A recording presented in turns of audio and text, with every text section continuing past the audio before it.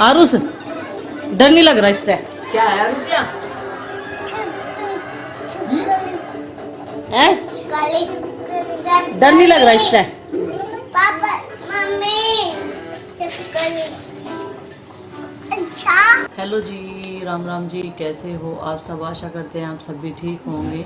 तो सुबह का टाइम है और सुबह के टाइम बहुत सारे काम होते हैं, तो मैंने सोचा आप लोगों से थोड़ी सी कर लेते हैं बातें, क्योंकि टाइम बड़ी मुश्किल से निकलता है। घर के बहुत सारे काम हैं, बच्चे घर पर ही रहते हैं। अगर बच्चे स्कूल में चले जाते हैं तो थोड़ी देर जल्दी काम निमट जाता है और फ्री हो जाते हैं, और अब उन्हें पढ़ाना पड़ता है और नहलाना, ये सब कुछ तो है ही है डेली का। और बच्चों के काम बहुत सारे होते हैं जो घर पे रहकर उनके करने पड़ते हैं, जैसे कि बच्चे बार बार खाना खाते हैं, पानी पीते हैं और बर्तन भी हो जाते हैं। बहुत सारे काम होते हैं बच्चों के साथ में जब बच्चे घर पर रहते हैं। तो चलिए अपनी बातें शुरू करते हैं। और आप सबके कई सारे सवाल आ रहे थे, तो मैंने सोचा आज उन सवालों के आपके जवाब दे ही देती हूँ। तो सबसे पहला सवाल ये था कि हमारी माताजी बिंदी क्यों नहीं लगाती हैं।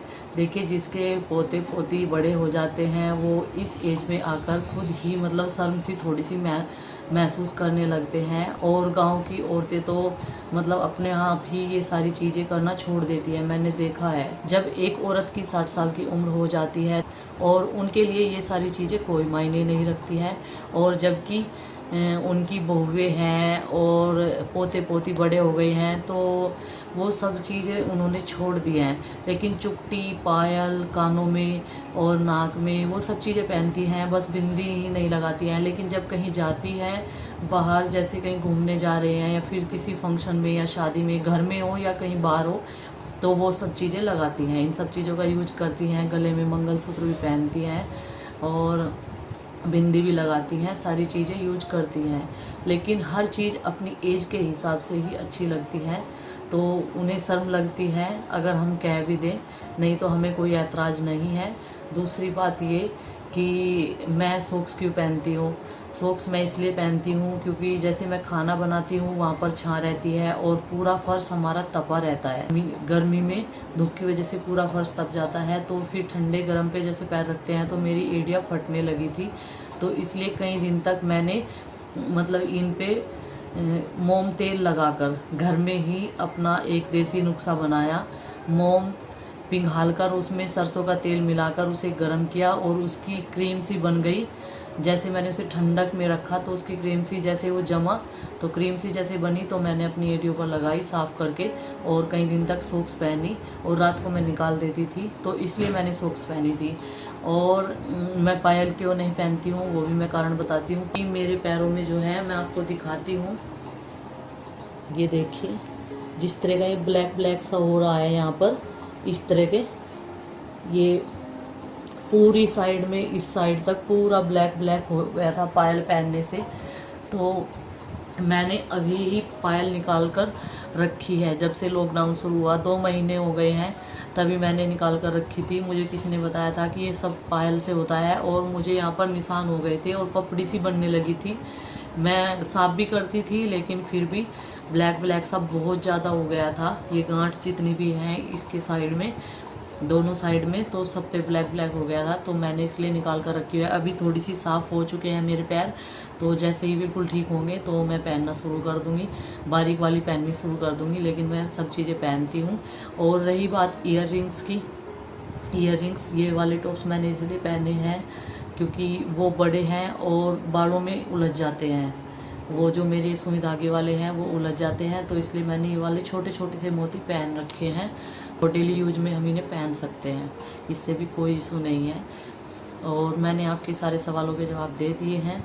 और साबुन हम भैंस को नहलाने के लिए कौन सा यूज करते हैं, आई मैक्स सोप है, और उससे कोई भी मक्खी मच्छर कुछ नहीं लगता है, किसी भी तरह की जुएँ नहीं होती है। हमने पिछले साल भी यूज की थी और अब की बार भी हम लोग यूज कर रहे हैं। बहुत अच्छी सोप है, और अगर पशु को लगा दे तो उसे कोई नुकसान नहीं होता है, किसी भी तरह का कोई नुकसान पशु को नहीं होता है। बहुत अच्छी सोप है और मक्खियों से भी छुटकारा मिल जाता है पशुओं को। तो मैंने आपके सारे सवालों के जवाब क्लियर कर दिए हैं, और आप सबको जो भी कुछ पूछना है आप कमेंट बॉक्स में कमेंट करके पूछ सकते हैं, और जवाब मैं आपको देती रहती हूँ। तो चलिए अभी हम बना लेते हैं खाना। बातें बहुत हो चुकी है क्योंकि काम बहुत सारे हैं सुबह के टाइम में, शाम के टाइम भी इतने होते हैं हमारे तो, और सुबह के टाइम में भी इतने होते हैं। तो चलिए बना लेते हैं खाना और बनाते हैं बैंगन। और अभी दूध भी पिलाना है इस वाली रही से, हाथों वाली से। तो चलिए लग जाते हैं अपने काम पर।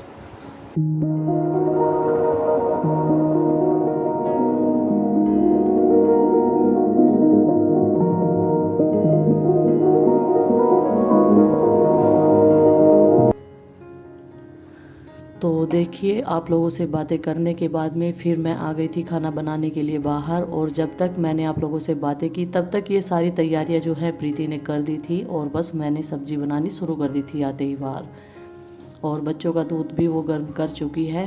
तो सबसे पहले यहाँ पर मैं कर रही हूँ आलू फ्राई। और ये आलू मैं चिंकी के लिए कर रही हूँ, चिंकी इन्हें दही में डालकर खाएगी। और सब्जी बैंगन की बना रही हूँ, तो इसमें थोड़ा सा तेल और डाल लिया है क्योंकि इस सब्जी में जो है मैं पानी नहीं डालूँगी, सिर्फ भाप में ही बनाऊँगी। तो तेल गर्म होने के बाद में अभी मैं डाल रही हूँ यहाँ पर जीरा।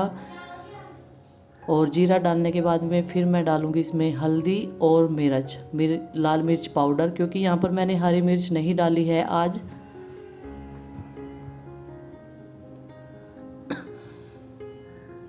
और ये है धनिया पाउडर।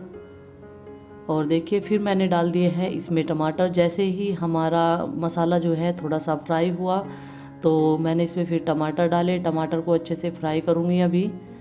और धनिया पाउडर बाद में डालूँगी, पहले डाल रही हूँ मैं इसमें नमक। और नमक से क्या होता है कि जो टमाटर होते हैं हमारे जल्दी पक जाते हैं, अच्छे से इसमें मिक्स हो जाते हैं। जैसे हम फ्राई करते हैं तो बारीक हो जाते हैं। ये देखिए बारीक हो चुके हैं। और अभी मैं डालूँगी इसमें ये प्याज।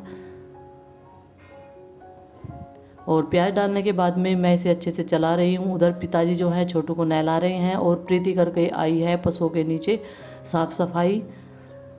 और उधर आरुषि गई है अभी अपनी मम्मी के पास में। और यहाँ पर मैंने बैंगन जो है वो डाल दिया है इसमें।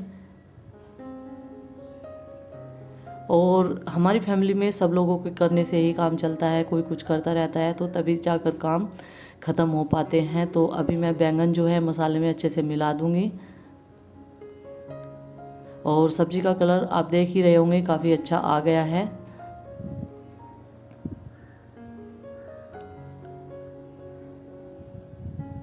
तो बैंगन मैंने सारे मिक्स कर दिए हैं। और ये था थोड़ा सा धनिया।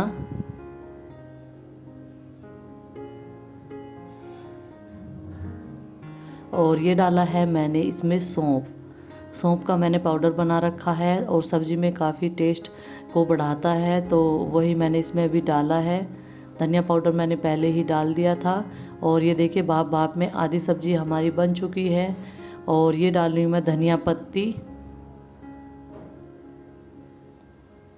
जो मैंने काट कर रख ली थी। और आरुषि को मैं कुछ कह रही हूँ तो वो ना कर रही है। तो बैंगन की सब्ज़ी लगभग तैयार हो चुकी है, लेकिन मैं इसे अभी और पकाऊंगी कम आंच में, और इसे ढककर रख दूंगी तो ये अच्छे से पक जाएगी। और जो फ्राई करे हुए आलू थे वो भी मैंने इसमें डाल दिए हैं। और अब मैं बिलोंगी ये दही। आज हमारी जो दही है वो थोड़ी सी है। इस पतीले में हमने दूध जमाया था छोटे वाली में, तो इसमें बड़े वाली में करके इसे मैं अब लगाऊंगी। और ये डाल रही हूँ मैं इसमें ठंडा पानी। और मैंने दही को बिलोना शुरू कर दिया है इस वाली रही से। और इस रई की एक ख़ास बात है, इसे हम इलेक्ट्रिक रई की तरह दोनों साइड से चला सकते हैं, उल्टी भी और सीधी भी। ये उसी तरीके से चलती है, लेकिन ये हाथों की रई है और काफ़ी टाइम पहले बनवाई थी ये। और जब हमारी इलेक्ट्रिक रई ख़राब हो जाती है तो ऐसे समय में ये काम आ जाती है। हम इसे साफ़ करके उठा कर रख देते हैं। तो इधर हमारी बैंगन की सब्ज़ी भी लगभग बन चुकी है। इसे मैंने ढक कर रख दिया था जब तक दूध बिलोया। और उसमें से मैंने मक्खन निकाल लिया था। दही हमारी बिल चुकी थी और फिर मैंने सब्ज़ी चेक की थी ये, और सब्ज़ी हमारी बन चुकी है। और देखिए अभी मैं धो रही हूँ यहाँ पर हाथों से कपड़े। ये शाम का टाइम था।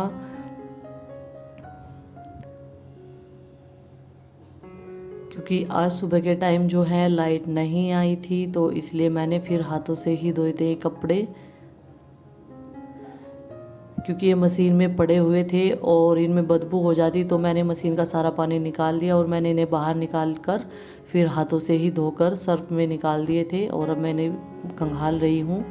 तो यहाँ पर चल रही है आरुषि की थोड़ी सी मस्ती शाम के टाइम की, और मैं पास में ही बैठी थी और ये तौलिया ओढ़ ओढ़ कर पता नहीं क्या क्या एक्टिविटी कर रही थी। कभी पंखे जो हाथ वाला बीजना, जो बीजना बोलते हैं हम, जो हाथ वाले बीजने होते हैं, उससे हवा कर रही थी बार बार, पता नहीं क्या क्या एक्टिविटी कर रही थी। तो मैंने सोचा थोड़ा सा रिकॉर्ड कर लेते हैं इसकी मस्ती भी। और अभी अकेली बैठी थी यहाँ पर।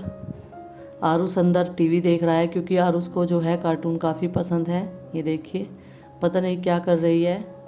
बार बार मैं बोल रही थी इसे ठंड लग रही है क्या, तो बोल रही थी कि हाँ जट्टा लग रहा है, और पंखे को भी हिला रही थी। और देखिए इस बीजने को भी जो है ये अंदर ही रखने की कोशिश कर रही है तौलिए के।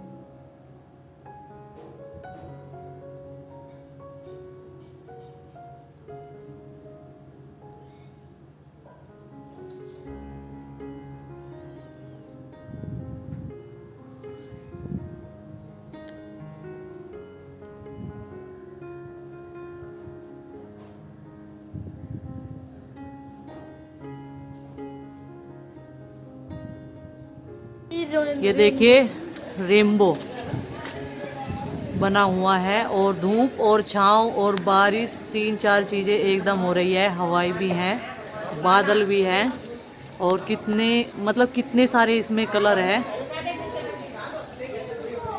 ये देखिए कितना सुंदर नज़ारा है, देखने लायक एकदम।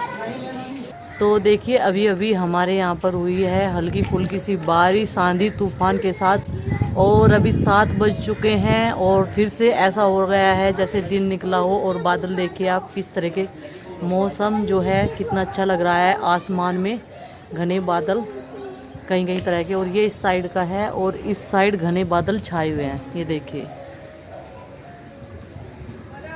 इस साइड जो है घने बादल छाए हुए हैं, जैसे ही बारिश होने वाली हो। दूर दूर तक बादल ही बादल नज़र आ रहे हों, और जैसे बारिश हो रही हो दूर, मतलब यहाँ से थोड़ी सी दूरी पर इस साइड में बारिश हो रही हो। ये पूरब साइड है और ये दक्षिण साइड है। ये देखिए